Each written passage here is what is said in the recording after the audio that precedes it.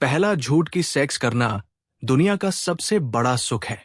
दूसरा सबसे बड़ा झूठ कि हस्त मैथुन से कमजोरी नहीं आती।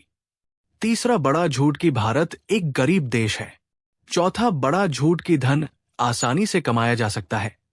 यदि ऐसा होता तो आज मैं करोड़पति होता। पांचवा बड़ा झूठ कि पैसे से सब कुछ नहीं हो सकता। छठवां बड़ा झूठ कि दुष्ट व्यक्ति हमेशा सुखी रहते हैं। सातवां बड़ा झूठ कि सरकारी नौकरी धन कमाने में सबसे बेहतर है। मैंने किसी भी सरकारी नौकरी वाले को धन के मामले में टॉपर नहीं देखा। आठवां बड़ा झूठ कि लड़के लड़कियों के दोस्त भी बन सकते हैं। नौवां बड़ा झूठ कि सुंदर लड़की को सुंदर लड़का मिलता है। ज्यादातर मामलों में उन्हें बदसूरत ही मिलेगा। 10वां बड़ा झूठ कि रिश्तेदार आपका भला चाहते हैं। ये भी सबसे बड़ा झूठ में एक है। लेकिन हां, अगर स्त्री के बारे में सच्चाई है तो वो ये है कि जो स्त्री आक्रामक होती है वो आकर्षक नहीं होती है। अगर कोई स्त्री तुम्हारे पीछे पड़ जाए और प्रेम का निवेदन करने लगे तो तुम घबरा जाओगे, तुम भागोगे, क्योंकि वो स्त्री पुरुष जैसा व्यवहार कर रही है, स्त्रैण नहीं है। स्त्री का स्त्रैण होना ही उसका माधुर्य है। वो सिर्फ प्रतीक्षा करती है, तुम्हें उकसाती है लेकिन आक्रमण नहीं करती। वो तुम्हें बुलाती है लेकिन चिल्लाती नहीं। उसका बुलाना भी बड़ा मौन है। वो तुम्हें सब तरफ से घेर लेती लेकिन तुम्हें पता भी नहीं चलता। उसकी जंजीरें बहुत सूक्ष्म हैं, वे दिखाई भी नहीं पड़ती।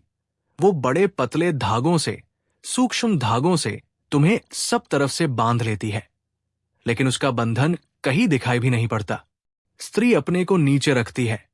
लोग गलत सोचते हैं कि पुरुषों ने स्त्रियों को दासी बना लिया।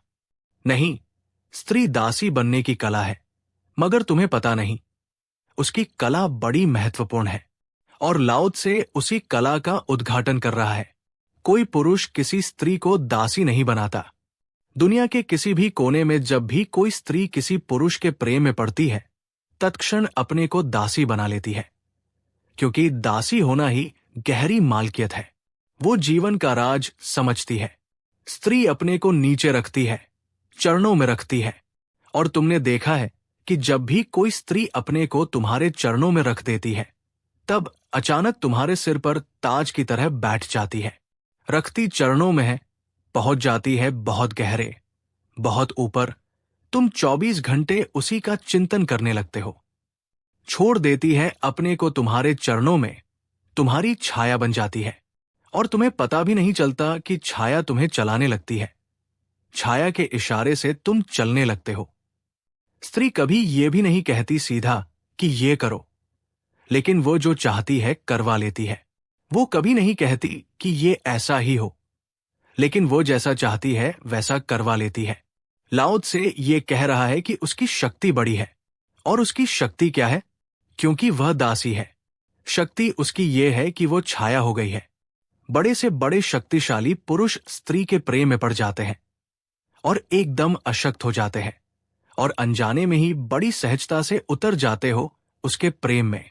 दोस्तों, कैसी लगी आज की ये स्टोरी? अगर अच्छी लगी हो तो लाइक और सब्सक्राइब जरूर करें विद स्टोरी विद जेके के साथ। धन्यवाद।